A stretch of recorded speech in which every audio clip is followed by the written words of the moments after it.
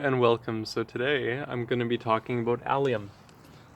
So Allium, I'm going to make another video about this after it blooms because I think it's worthwhile to see the blooms of this plant. But it's in the onion family and it generally has a white to sometimes pink, occasionally, well actually I think the most common would be purple globe-like flower. So this here is Allium hollandicum, which is originally from the Maastricht region of Holland. And I have different varieties in here. There's a bit of rabbit damage because my pet was out here. They all have a whorl of leaves that emerges at around the same height. So just about 7 inches maximum, I would say. But the bloom sizes vary quite a bit. So you can have the huge ones, the Globemaster alliums. They're usually a little bit more pricey, but you can expect a diameter of about this on just one bloom. One compound bloom, so one bloom ball.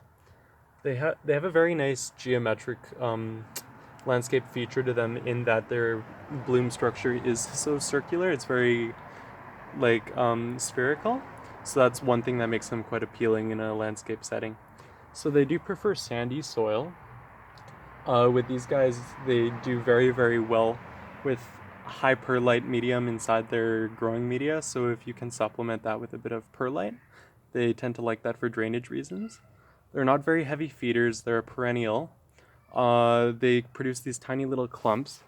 So some of these bulbs that I have already started emerging in groups of 3 to 4, even after a few years. So a few seasons of growing them, they're already starting to naturally multiply.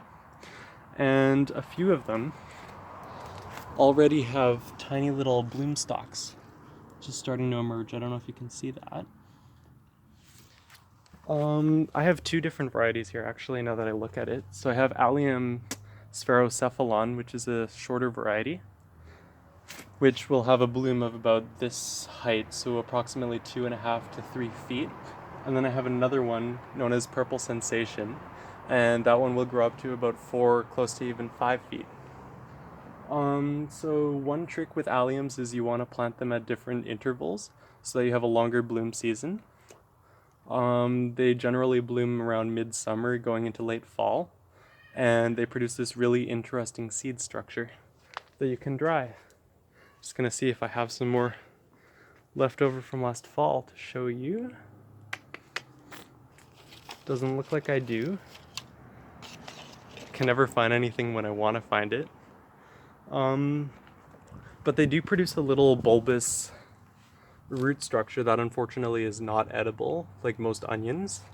And some of the smaller varieties can come in really funky shapes, almost similar to the red hot poker plant, if you're familiar with that one. They fare very well in areas with a very hot climate in the summer.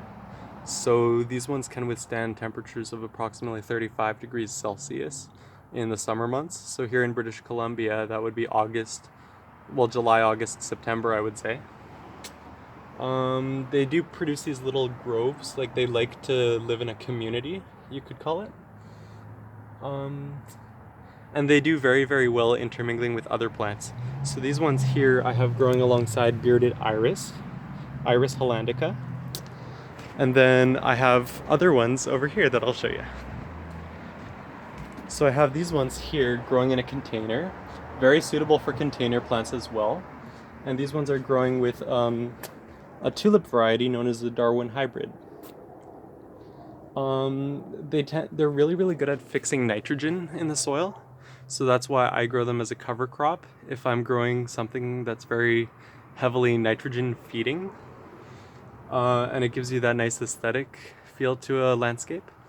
They're very well suitable for rock gardens, sand gardens, shore gardens, and they don't have too many problems. They're pretty insect repellent, very similarly to daffodils and narcissus. They won't be eaten by deers, and I highly recommend you stake them or else they fall over.